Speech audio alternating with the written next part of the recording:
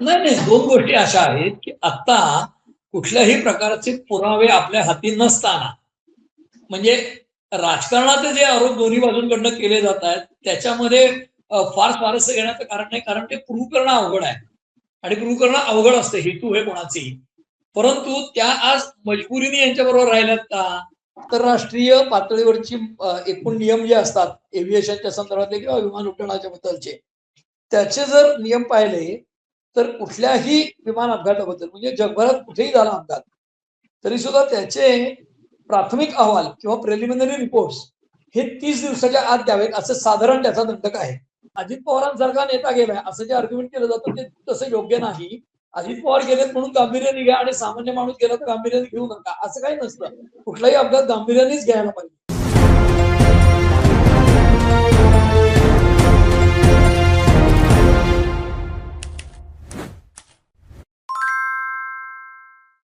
मंडळी नमस्कार. मंडळी, MMC न्यूज नेटवर्कच्या वर्तमानच्या या नवीन एपिसोडमध्ये मी मिलिंद लिमये तुमचं पुन्हा एकदा स्वागत करतो.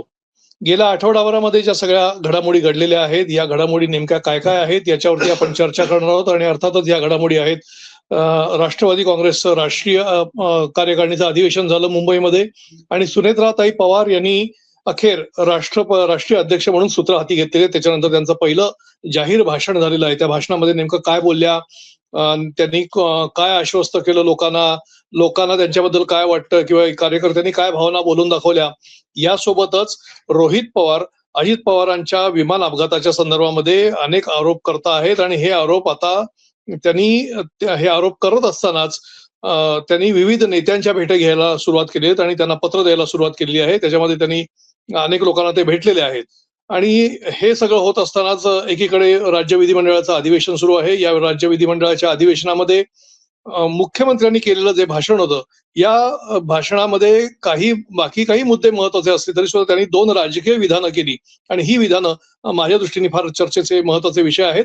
आणि या सगळ्या विषयावरती आज आपण चर्चा करणार आहोत. आणि त्यासाठी अर्थातच नेहमीप्रमाणे माझ्यासोबत आहेत वरिष्ठ पत्रकार शैलेंद्र परांजपे. शैलेंद्र नमस्कार. नमस्कार. शैलेंद्र, अधिवेशन सुरू झालं एकीकडे मुंबईमध्ये अर्थसंकल्पीय, दुसरीकडे हे अधिवेशन सुरू असतानाच राष्ट्रवादी काँग्रेसचं राष्ट्रीय अधिवेशन झालं, म्हणजे राष्ट्रीय कार्यकारिणी झाली. आणि अजितदादांचं अकाली एक्झिट झाल्यानंतर किंवा अकाली निधन झाल्यानंतर अपेक्षेप्रमाणे सुनेत्राताई पवार यांनी अध्यक्षपदाची सूत्र स्वीकारलेली आहेत. सुरुवातीच्या काळामध्ये काही संभ्रम होता, मात्र तो संभ्रम आता दूर झालेला आपल्याला पाहायला मिळतोय. सुनेत्राताईंनी पहिल्यांदाच पक्षाच्या व्यासपीठावरती अशा पद्धतीने भाषण केल्याचं आपल्याला पाहायला मिळलं. हे भाषण देखील चर्चेमध्ये होतं. आणि एकंदरीत त्यांच्या या सगळ्या निवडीबद्दल आणि त्यांच्या भाषणाबद्दल आपल्याला काय सांगता येईल? दोन गोष्टी महत्वाच्या आहेत याच्यामध्ये की 28 तारखेला अजित पवार यांचा अपघाती मृत्यू झाला, त्यांच्या विमानाचा क्रॅश झाला आणि त्यानंतर म्हणजे 29 तारखेला अंत्यसंस्कार म्हणजे अग्निसंस्कार झाले आणि 30 तारखेला अस्थि विसर्जन झालं. आणि हे 3 दिवस संपल्यानंतर बहुजन समाजात ज्याप्रमाणे 3 दिवस दुखवटा असतो तो झाल्यानंतर सुनेत्रा पवार या मुंबईला रवाना झाल्या आणि चौथ्या दिवशी त्यांनी उपमुख्यमंत्री पदाची शपथ घेतली. त्याआधी अर्थातच राष्ट्रवादी काँग्रेस अजित पवार म्हणजे ज्यांना घड्याळे चिन्ह मिळालं निवडणूक आयोगाकडनं, त्या राष्ट्रवादी काँग्रेसच्या विधिमंडळ गटाची बैठक झाली, म्हणजे निवडून आलेल्या आमदारांची बैठक झाली. त्या आमदारांनी तातडीने तसा ठराव केला की आता अजित पवार यांच्या निधनानंतर विधिमंडळ गट नेत्या म्हणून सुनेत्रा पवार यांची निवड करतोय. अर्थातच उपमुख्यमंत्री पदाची शपथ त्यांनी घ्यावी अशा प्रकारचे त्यांनी प्रस्ताव हा मुख्यमंत्र्यांकडे दिला आणि मुख्यमंत्र्यांनी तो प्रस्ताव राजभवन म्हणजे राज्यपालांकडे, त्याला आता लोकभवन म्हणतात, त्यांना पाठवला आणि त्यांचा शपथविधी करण्यात आला उपमुख्यमंत्री. आता तो उपमुख्यमंत्री पदाचा शपथविधी झाल्यानंतर उलटसुलट चर्चा झाल्या आणि त्यानंतर आता जवळपास 1 महिन्याने म्हणजे अपघाताला 1 महिना होत असताना साधारण त्यांच्या पक्षाची कार्यकारिणी राष्ट्रीय झाली. आता मूळ शरद पवार यांनी स्थापन केलेलं राष्ट्रवादी, त्यांच्याबरोबर तारिक अनवर आणि PA संगमा होते. हे आपण इथे लक्षात घ्यायला पाहिजे की जी राष्ट्रीय काँग्रेस आहे, इंडियन नॅशनल काँग्रेस, त्याच्यातनं शरद पवार यांची हकालपट्टी झाली होती सोनिया गांधीचे विदेशी मूळ हा प्रश्न त्यांनी उपस्थित केल्यानंतर. आणि ती हकालपट्टी झाल्यानंतर त्यांनी तारिक अनवर हे एक मुस्लिम नेते आणि PA संगमा हे एक ख्रिश्चन नेते असे जोडीला घेऊन राष्ट्रवादी काँग्रेसची स्थापना केली. आता त्यांनी जरी तो राष्ट्रीय पक्ष म्हटलं तरी सुद्धा मुख्यत्वे त्या पक्षाचं अस्तित्व हे शरद पवारांच्या भोवती होतं. आणि हे सगळं आपण तेव्हा पक्षाच्या स्थापनेपासून राजकारण पाहिले, आपण सगळे पॉलिटिकल रिपोर्टिंग करतो. आता त्यातनं अजित पवार बाहेर पडले, त्यांनी त्यांचा पक्ष त्यांच्या ताकदीवर उभा केला. मग जी काही स्थित्यंतरं झाली त्यात महत्वाचे काय पडाव होते, तर लोकसभेला अजित पवारांच्या पक्षाला यश मिळालं नाही, कारण महायुतीलाच अपयश मिळालं. कारण तिथे घटना बदलणार हा मुद्दा, संविधान बदलणार हा मुद्दा चालला. आणि मग विधानसभेला मात्र महायुतीला दणदणीत यश मिळालं. अक्षरशः म्हणजे 2/3 पेक्षा जास्त मेजॉरिटी मिळाली आणि अजित पवारांचे 41 आमदार निवडून आले. आज त्या आमदारांनी सुनेत्रा पवार यांना आपला नेता निवडले अजित पवारांच्या जागी. त्यामुळे त्यांनी उपमुख्यमंत्री पदाची शपथ घेतली आणि त्या गेल्या महिनाभर अजित पवारांच्या विमान अपघातातला मृत्यू, त्यानंतरची परिस्थिती, राजकीय परिस्थिती, त्यांच्यावर अगदी अग्रगण्य दैनिकांनी सुद्धा टीका केली की इतक्या घाईने यांनी का शपथ घेतली. त्याच्यावरही त्या काही आतापर्यंत बोललेल्या नाही. पण पक्षाची धुरा सांभाळल्यावर आणि अध्यक्षपद राष्ट्रीय घेतल्यानंतर त्यांनी ते भाषण केलं, त्याची खूप चर्चा झाली. आणि त्याचे राजकीय मुद्दे काय होते महत्वाचे, तर आपला पक्ष हा अजितदादांच्या नेतृत्वाखालचा पक्ष आहे. ते जसे झुंजार जिद्दी होते तसं आपल्याला महाराष्ट्राच्या जनतेसाठी लढायचं आणि काम करायचं. दुसरा मुद्दा काय होता, तर आपण एनडीएचे घटक पक्ष आहोत आणि आपण एनडीए सोबत राहणार आहोत.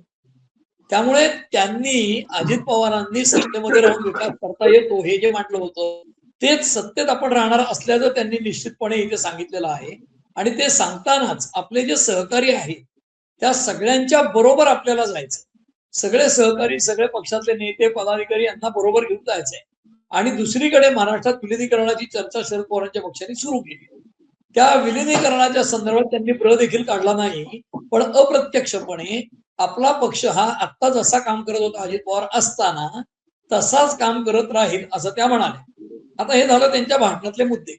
म्हणजे त्या म्हणाल्या की आपला पक्ष तसाच काम करत राहील. पण मुळामध्ये असं आहे की राजकीय दृष्ट्या जर विचार केला तर महाराष्ट्रामध्ये आत्ता आणि देशामध्ये भारतीय जनता पक्ष इतका प्रबळ पक्ष आहे आणि एनडीएचे अलायन्स पार्टनर्स किंवा घटक पक्ष असल्यामुळे राष्ट्रवादी काँग्रेसकडे जरी केंद्रामध्ये एकच खासदार असले सुनील तटकरेंच्या रूपाने, तसे म्हणजे लोकसभेचे निवडून आलेले, तरी महाराष्ट्रामध्ये त्या पक्षाचं स्थान चांगलं आहे. आणि एनडीएचे घटक असल्यामुळे आज भारतीय जनता पक्ष हा प्रमुख पक्ष जे काही निर्णय घेईल त्याचेही परिणाम राष्ट्रवादी काँग्रेस अजित पवारांच्या पक्षावर होणार आहेत, पर्यायाने सुनेत्रा पवार यांच्या राजकीय वाटचालीवर होणार आहे. त्यामुळे सुनेत्रा पवार ह्या आज मितीला काय म्हणतायत, म्हणजे कालचं त्यांचं भाषण काय सांगतं, तर आपण एनडीए बरोबर राहणार आहोत. म्हणजे आपल्या पतीने घेतलेली भूमिका जी होती सत्तेबरोबर राहण्याची, तीच आपली भूमिका आहे हे त्यांनी स्पष्ट केलंय. थोडक्यात अप्रत्यक्षपणे त्याच्या याच भूमिकेवरती एक उपप्रश्न असा निर्माण होतो की पार्थ पवारांवरती झालेले आरोप किंवा अजितदादांवरचे जे सिंचन घोटाळ्यातले जे आरोप होते किंवा अजून तेही आरोप बाजूला, म्हणजे आता अजितदादा गेल्यानंतर ते काही सिंचन घोटाळ्यातले आरोप आता शिल्लक राहणार नाही त्यांच्यावरती. मात्र पार्थ पवारांचा जो जमीन घोटाळ्याचा जो विषय आहे त्याच्यामध्ये पार्थ पवारांना क्लीन चिट मिळाली आणि आणखीन पण काही बरेच विषय आहेत ज्या विषयाच्या संदर्भामध्ये त्यांना अपरिहार्यपणे, म्हणजे ते मग प्रफुल्ल पटेल असतील किंवा तटकरे असतील, या सगळ्यांनी मिळून सुनेत्राताईंना पुन्हा एकदा एनडीए बरोबर राहण्याकरता बाध्य केलंय किंवा सुनेत्राताईंना स्वतःला एनडीए बरोबर राहणं अपरिहार्य आहे म्हणून ते राहतात, असं त्यांचं एकंदरीत काय मत झालं असेल? नाही, दोन गोष्टी अशा आहेत की आता कुठल्याही प्रकारचे पुरावे आपल्या हाती नसताना, म्हणजे राजकारणाचे जे आरोप दोन्ही बाजूंकडनं केले जात आहेत त्याच्यामध्ये फार स्वारस्य घेण्याचं कारण नाही, कारण ते प्रूव्ह करणं अवघड आहे आणि प्रूव्ह करणं अवघड असतं, हेतू हे कोणाचेही. परंतु त्या आज मजबुरीने यांच्याबरोबर राहिल्यात का शरद पवार आणि त्यांच्या कुटुंबाचा प्लॅन आहे म्हणून ते एकत्र राहिल्यात, तर अशा गोष्टी या असे तर्क करण्यात काहीच पॉईंट नाही असं मला वाटतं. परंतु तटकरे किंवा प्रफुल्ल पटेल यांना त्यांना पुढे करून सुनेत्रा पवारांना कारभार करायचा आहे अशी पण टीका केली जाते. काही जरी असलं तरी आज वस्तुस्थिती काय आहे, तर सुनेत्रा पवार यांना पक्षाचा अध्यक्ष म्हणून निवडलेला आहे आणि त्या पक्षाच्या अध्यक्ष म्हणून त्यांनी काल पहिलं भाषण केलेलं आहे. आता प्रफुल्ल पटेल आणि तटकरे हे प्रभावी नेते आहेत, आता आहेत, पण छगन भुजबळ काय कमी प्रभावी आहेत का, तर तसं नाहीये. म्हणजे हसन मुश्रीफ आहेत. मुळामध्ये शरद पवारांच्या पक्षावरती राज ठाकरे यांनी पूर्वी टीका केली होती की हा पक्ष म्हणजे निवडून येणाऱ्या सुभेदारांचा पक्ष आहे, म्हणजे त्याला असं काही लोकशाही पद्धतीने संघटन वगैरे असं काही एकसंध नाही राज्यभर, परंतु मुळामध्ये हे सगळे निवडून येणारे लोक आहेत, प्रबळ नेते आहेत आणि त्यांचं एकत्रीकरण असलेला पक्ष आहे. तीच अवस्था आता अजित पवारांच्या पक्षाची आहे. आणि त्याच्यामध्ये तटकरे किंवा प्रफुल्ल पटेल यांचा जर प्रभाव क्षेत्र पाहिलं तर विदर्भातले प्रफुल्ल पटेल आहेत, त्यांचं काही राज्यव्यापी काही फार मास लीडर म्हणून नाहीये. तटकरे हे रायगडमधले नेते, पण रायगडच्या बाहेर त्यांचा काही प्रचंड प्रभाव आहे अशातली परिस्थिती नाही. अजित पवारांचा जो दबदबा होता, त्यांची जी कार्यशैली होती, तसा नेता महाराष्ट्राला मिळणार नाही नजीकच्या काळात, हे निश्चित. कारण जसं मुख्यमंत्र्यांनी श्रद्धांजली वाहताना म्हटले होते की नेता घडायला 30-40 वर्ष लागतात, तसं अजित पवारांचं नेतृत्व एका रात्रीत घडेल अशी शक्यता नाही. त्यामुळे सुनेत्रा पवार आज कुठल्या कारणामुळे इकडे आहेत किंवा तिकडे आहेत या चर्चेपेक्षा त्या आज राष्ट्रवादी काँग्रेस अजित पवारांचा जो आहे त्याच्या अध्यक्ष झालेल्या आहेत ही वस्तुस्थिती आहे. आणि त्या जे म्हणतात ते तरी आपल्याला आज वस्तुस्थिती मानावं लागेल. आणि त्या म्हणतात की आम्ही एनडीए बरोबर राहणार आहोत आणि जे आता पक्षातले नेते आहेत त्यांच्या बरोबर राहणार आहोत. अर्थात अप्रत्यक्षपणे सुप्रिया सुळे, रोहित पवार किंवा शरद पवार यांच्याबरोबर आम्ही जाणार नाही आहोत असंच काहीतरी त्या सुचवू पाहताय. आणि ही गोष्ट मला जास्त महत्वाची वाटते राजकीय दृष्ट्या. आपण जे मागच्या 3-4 एपिसोड मध्ये बोलत होतो की 2 राष्ट्रवादीच्या विलीनीकरणाची चर्चा जरी उच्च आवाजात केली जात असली शरद पवारांच्या नेत्यांकडनं, तरी ते लांबणीवर थोडं पडलंय. त्यांनी उपमुख्यमंत्री पदाची शपथ घेतल्यावर हे आपण म्हणत होतो ते आता प्रत्यक्षात येताना दिसतंय. म्हणजे उद्या सुनेत्रा पवार, सुप्रिया सुळे, शरद पवार, रोहित पवार एकत्र येतील का, विलीनीकरण करतील का, हे लांबचे मुद्दे आहेत. पण आज तरी तसं होईल असं मला वाटत नाही. आणि हेच आपण गेले महिनाभर बोलतोय. त्यांनी उपमुख्यमंत्रिपदाची शपथ घेतल्यावर हे आज हे सगळं सुनेत्राताईंनी एकीकडे अध्यक्षपदाची सूत्र घेतलेली आहे, त्यांना पक्षांना जे काय संबोधित करायचं होतं त्याप्रमाणे त्यांनी ते केलेलं आहे. दुसरीकडे एनडीए मध्ये राहायचं देखील त्यांनी स्पष्ट केलेलं आहे. आता विषय हा एकीकडे चालू असताना दुसरीकडे विलिनीकरणाचा जो विषय आहे हा काहीसा मागे पडलेला आहे का, एक. दुसरा विषय, अजितदादांचा जो अपघात झालेला आहे, विमान अपघात, याच्या संदर्भामध्ये आज महिना उलटून गेला. आता बरोबर 28 तारखेला आज आपण रेकॉर्डिंग करतो आहोत. 28 मागच्या तारखेला हा अपघात झालेला होता. एका महिन्यामध्ये आपला आवाज गेला. जो रिपोर्ट आहे डीजीसीएचा किंवा AAIBचा, हा रिपोर्ट येणं अपेक्षित होतं. इंटरनॅशनल नॉर्म्स देखील हेच सांगतात की 30 दिवसामध्ये प्राथमिक अहवाल आला पाहिजे. मात्र तो आता हे रेकॉर्डिंग करेपर्यंत तरी तो अहवाल अजून अद्याप आलेला नाहीये. त्यामुळे नेमकं याचं फाइंडिंग काय किंवा अपघाताचं नेमकं प्राथमिक कारण काय हे अद्याप समजू शकलेलं नाही. हे समजू शकलं नसल्यामुळे रोहित पवार जे आरोप करतायत किंवा रोहित पवारांचे जे काय सगळं जे कंटेन्शन आहे या सगळ्या गोष्टींच्या संदर्भामध्ये ते वेगवेगळ्या नेत्यांना भेटतायत, मुख्यमंत्र्यांना निवेदन देत आहेत, केंद्रीय गृहमंत्र्यांना पण त्यांनी निवेदन दिलेलं आहे.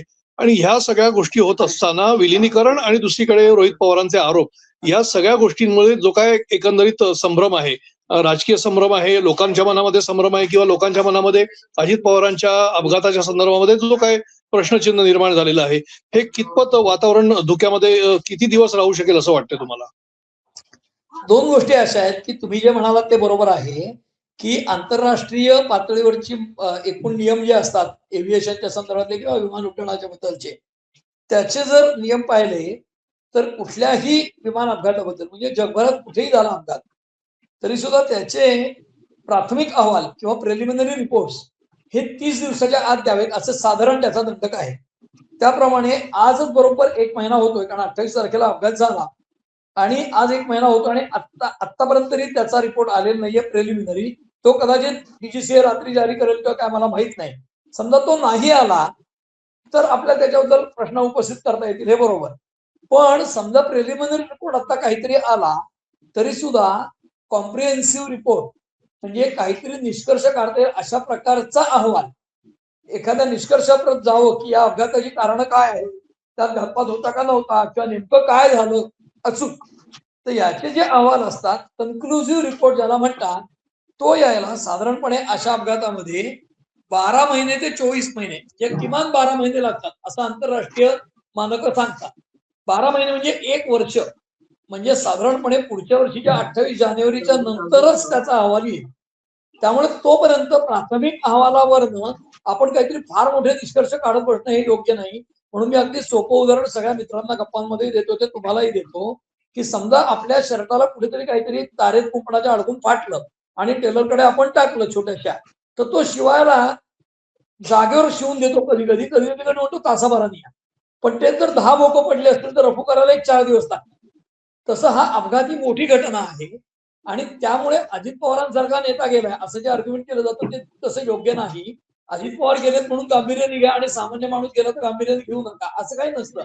कुठलाही अपघात गांभीर्यानेच घ्यायला पाहिजे. पण मुळामध्ये एअर क्रॅशच्या संदर्भातली चौकशी जितका काळ लागतो व्हायला तितकाच काळ लागणार. त्यामुळे प्राथमिक अहवाल जरी काही आला तरी त्याच्यावरनं फार लांब कुठेतरी कन्क्लुजन काढून उड्या मारत बसणं योग्य नाही. मधल्या काळात काय झालंय तर रोहित पवारांनी एक परसेप्शनचं वॉर आहे ते जिंकलेलं आहे. तेही म्हणजे सगळीच माणसं याच्यात राजकारण करताना दिसत आहेत चारी बाजूने. म्हणजे सुनेत्रा पवार किंवा सुनील तटकरे, प्रफुल्ल पटेल या लोकांनी मुख्यमंत्र्यांना भेटले, सीबीआय चौकशीची मागणी केली आहे. कारण रोहित पवार राळ उठवतात या विषयावर. रोहित पवार हे पहिल्या दिवसापासून याच्या मागे लागून हा सगळा विषय घसा लावायचा प्रयत्न करतात. ते सारखं म्हणतात माझे काका होते अजित पवार अमुक तमुक. पण आज अजित पवारांना म्हणजे अजित पवारांच्या बरोबर एखाद दुसरं कुटुंब आहे पवार कुटुंबांपैकी मोठ्या, बाकी सगळे आमच्या बरोबर असे दावे सुप्रिया सुळेंकडनं इलेक्शनला केले जातात. पवार कुटुंब आणि सुप्रिया सुळे कायम काय सांगतात, राजकारण निवडणुकीचं राजकारण वेगळं आणि आमचं कुटुंब वेगळं. पण कुटुंब वेगळं आणि राजकारण वेगळं म्हणलं तरी आता अजित पवारांच्या मृत्यूबद्दल अख्खं कुटुंब एकत्र येऊन कुठली मागणी करताना दिसत नाहीये. एकटे रोहित पवारच मागणी करताना दिसत आहेत. म्हणजे सुप्रिया सुळेंचं अनुमोदन असेलच त्याला, पण प्रेस कॉन्फरन्सला त्या आल्या तर निश्चित वेटेज जास्त येईल. शरद पवार जर मोदींशी बोलले की हा घातपात आहे किंवा मला शंका वाटते तर निश्चित वेटेज येईल. असं काही आतापर्यंत घडलेलं नाही, याच्याकडे मी लक्ष वेधू इच्छितो. दुसरं असं की रोहित पवार काही प्रमाणात राष्ट्रवादी काँग्रेसमध्ये आता अजित पवार गेलेत आणि सुप्रिया सुळेंचं नेतृत्व अजित पवारांच्याही गटातल्या अनेकांना मान्य नाही, हे आतापर्यंत चर्चेत आलेलं आहे. कारण काय तर शशिकांत शिंदे जे शरद पवारांच्या राष्ट्रवादीचे प्रदेशाध्यक्ष, राज्याचे अध्यक्ष, त्यांनी लेख लिहिला राष्ट्रवादीच्या मासिकात. त्यात काय म्हटलं की आम्ही अजित पवारांच्या पक्षाबरोबर विलीन व्हायला दोन्ही पक्ष विलीन करायचे ठरले होते आणि अजित पवारांचं नेतृत्व आम्ही मान्य करायचं ठरवलं. तर अजित पवारांचं नेतृत्व मान्य करायचं ठरवलं असेल तर ते सर्वांनाच मान्य होतं असा अर्थ आहे. शशिकांत शिंदे लिहितात ते. म्हणजे सुप्रिया सुळे नाही मान्य असेल, रोहित पवारांना मान्य असेल. तसं जर असेल तर आतापर्यंत रोहित पवार आणि सुप्रिया सुळे, शरद पवार ही सगळी मंडळी अजित पवारांना एकटं पाडलंय आम्ही असं सिद्ध करत होते इलेक्शनच्या राजकारणात. आज कुटुंब एकत्र येणार असेल तर आपल्याला आनंदच होईल, कुठले कुटुंब एकत्र आलं तर. परंतु सुनेत्रा पवारांची मुलं सुनेत्रा पवार, शरद पवार किंवा सुप्रिया सुळे ज्या जोरकसपणे रोहित पवार मागणी करतात त्या जोरकसपणे करताना दिसत नाही. ही वस्तुस्थिती लक्षात घ्यायला हवी. आणि कदाचित रोहित पवारच मी यापुढे नेता आहे एस्टॅब्लिश करू पाहत असतील तर ठीक आहे, म्हणजे त्याच्यात काही फार वावगे अशात काही भाग नाही. पण प्राथमिक अहवाल येईपर्यंत आज जरी आला नाही आला तरी त्या कंपनीची उड्डाणं आम्ही वापरणार नाही अशा प्रकारची भूमिका काही नेते महाराष्ट्रात वापरू लागले, करू लागले भाषा. त्यामुळे त्या विमान कंपनीवर बॅन येणं, काहीतरी कारवाई होणं हे होत आहे. रोहित पवार दुसरीकडे जो मुद्दा कालच्या प्रेस कॉन्फरन्स मस्त मांडतायत की मी नरिमन पॉइंटला एफआयआर दाखल करायचा प्रयत्न केला, बारामतीत मी केला प्रयत्न, ते करत नाहीयेत. एफआयआर जर एखाद्या विरुद्ध करायला गेलो आपण आणि नाही केला तर थेट कोर्टात पण धाव घेतला येते. मी 4 वकिलांशी बोललो, वकील म्हणाले एफआयआर घेत नसते पोलिस, तुम्हाला कोर्टात अर्ज करता येतो. तुम्ही पोलीस स्टेशनला गेलो ते माझा एफआयआर घेत नाहीये तर कोर्ट दखल घेईल. त्यामुळे सगळे मार्ग रोहित पवारांना मोकळे आहेत, ओपन आहेत. त्यांनी ते चोखाळावे आणि धसाला लावावा प्रश्न. दुसरीकडे सरकार जे आहे, सरकारने सीआयडी चौकशी जाहीर केली, त्याच्यात रोहित पवार किंवा हे लोक प्रश्न विचारतात कोणाला अटक केली आतापर्यंत. तर तपास एजन्सी ज्या तपास त्यांच्या गतीने करत असतात आणि रोहित पवारांचे काका अजित पवार राज्याचे नेते होते, उपमुख्यमंत्री होते, त्यामुळे त्याची त्यांना निकड वाटणं स्वाभाविक आहे. त्यामुळे ते व्हेहेमेंटली किंवा अतिशय हमहमिकेने हा मुद्दा मांडतायत. त्याच्याबद्दल काही तुम्हाला आक्षेप घ्यायचं कोणीच कारण नाही. पण सगळ्याच बाजूंनी याच्यामध्ये राजकारण केलं जातं ही वस्तुस्थिती आहे. आणि हे बजेट सेशन आहे त्यामुळे अर्थ मंत्री या नात्याने फडणवीस आता त्यांच्याकडे कार्यभार असल्यामुळे ते बजेट सादर करतील, अर्थसंकल्प सादर होईल. पण ह्या अर्थसंकल्पीय अधिवेशनाच्या शेवटी का होईना त्यावेळेला राज्याच्या लॉ अँड ऑर्डरचा विषय येतो की जो विरोधी पक्षांचा अंतिम आठवडा प्रस्ताव असतो शेवटच्या गुरुवारी, त्याच्यात सगळ्यात चर्चा होती. त्यात राज्याचे सर्व मुद्दे घेता येतात. त्यात नेत्यांच्या सिक्युरिटीची जी भीती रोहित पवार व्यक्त करतायत ती त्यांनी त्यांच्या भाषणात व्यक्तही केलेली आहे. वेळोवेळी प्रेस कॉन्फरन्स केली आहे त्यांनी, सभागृहात मुद्दा मांडला अपोजिशननी की मुख्यमंत्री या नात्याने जेव्हा फडणवीस गृहमंत्री मुख्यमंत्री या नात्याने उत्तर देतील, मला वाटतं त्यावेळेपर्यंत तरी किमान आपल्याला या विषयाचं आकलन बऱ्यापैकी जास्त होईल, कारण त्यावेळेला बऱ्यापैकी स्पष्टता येईल या अपघाताविषयी असं मला वाटतं. निश्चितपणे आपण तोपर्यंत ज्या वेळेला तो अहवाल येईल किंवा या संदर्भामध्ये काही ऑफिशियल निवेदन येईल त्यावेळेला नेमकं त्याच्यावरती अधिक बोलणं उचित होईल. सध्याच्या घडीला तर राज्याचं विधानमंडळाचं अधिवेशन सुरू आहे. अर्थसंकल्पीय 6 तारखेला बजेट मांडलं जाणार आहे, अर्थसंकल्प मांडला जाणार आहे. मात्र पहिला आठवडा जो आहे तो काहीसा रटाळाच आपल्याला पाहायला मिळाला. विरोधक तर आक्रमक अजिबातच नव्हते. याच्यापूर्वी देखील विरोधकांनी अजिबात आक्रमक भूमिका घेतलेली आपल्याला पाहायला मिळाली. मिळालं नाही. मात्र सत्तारूढ बाजूकडून देखील फारसं काही चमकदार कामगिरी होताना आपल्याला काही फारशी दिसत नाहीये. आजच्या तारखेला तर विधिमंडळामध्ये तब्बल 13 मंत्री विधिमंडळामध्ये आलेलेच नव्हते. म्हणजे अर्थात त्यांचं कामकाज होतं नव्हतं हा भाग वेगळा, मात्र ते विधिमंडळात आलेच नाही अशा पद्धतीची नोंद आहे. मात्र ह्या एकाच याच्यावरती आठवडाभरामध्ये जर काही चर्चेचा विषय असेल तर तो केवळ मुख्यमंत्र्यांचं भाषण हाच एक विषय होता. आणि त्या भाषणामध्ये त्यांनी विरोधकांनी ज्या टीका केल्या होत्या त्याला उत्तरं दिलेली आहेत, राजकीय टीका केल्या होत्या त्यालाही उत्तर दिली आहेत. मात्र त्यांनी 2 वाक्य त्याच्यामध्ये जी उच्चारली ती वाक्य फार अत्यंत महत्वाची होती आणि त्याचा दूरगामी काही परिणाम आहे का किंवा त्याच्याकरता ते कोणाला नेमकं लक्ष करायचंय का याच्यावरती चर्चा निश्चितपणे होणार आहे. आणि ती 2 वाक्य अशी होती की मुख्यमंत्र्यांच्या पलीकडे कोणत्याही मंत्र्याला काही किंमत नसते. आणि दुसरं वाक्य जे होतं ते काही जे टेम्पररी कर्मचारी किंवा ज्याला आपण हंगामी स्वरूपाचे कर्मचारी होते त्याला कायम करण्याच्या संदर्भामध्ये जर कोणत्या मंत्र्यांनी काही बोललं असेल आणि त्याच्याबद्दल मला पुरावे दिलेत तर मी थेट राज्यपालांकडे त्याची शिफारस करीन, याचा अर्थ त्याला मंत्रिमंडळातून काढून टाकीन असा त्याचा सरळ अर्थ होतो. हा इशारा अर्थात कोणाला होता, हे लक्ष कोण होतं याकडे सगळ्यांचंच लक्ष आहे आणि याची सगळी चर्चा आताच्या घडीला सुरू आहे. एकंदरीतच मुख्यमंत्री काही वेगळ्या मूड मध्ये आहेत का अशा पद्धतीची देखील चर्चा आली. तुमचं काय मत आहे? 2-3 आस्पेक्ट्स आहेत त्याला. एकीकडे कसं असतं की आपण ज्याला इंग्रजीमध्ये एखाद्या विधानाला फेस व्हॅल्यूवर घ्यायचं का असं जे म्हटलं जातं, म्हणजे सकृतदर्शनी असं दिसतं म्हणून असा अर्थ काढूया असं जे घेतलं जातं ते.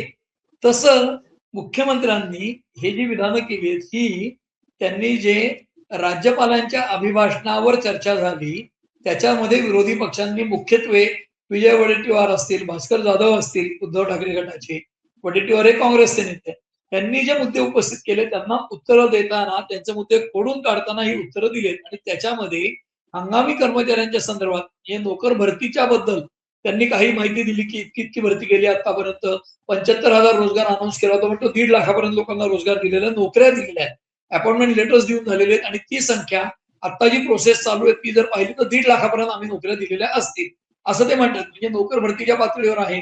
बेरोजगारीचं प्रमाण जे आहे महाराष्ट्रात ते 10%, 23%, 11% असं काय सांगितलं जात आहे. म्हणजे भास्कर जाधव असतील, वडेट्टीवार कोणाच्या तरी भाषणात हा उल्लेख होता. तोही कोडून काढताना मुख्यमंत्र्यांनी सांगितलं की 4%च्या वर बेरोजगारीचा रेट नाही आणि 10% कुठल्याच मुख्यमंत्र्यांच्या काळात नव्हता महाराष्ट्रातला रेट. 23% तर फारच नव्हतं, 10%, 11% कुठल्याच मुख्यमंत्र्यांच्या काळात बेरोजगारीचा दर नव्हता.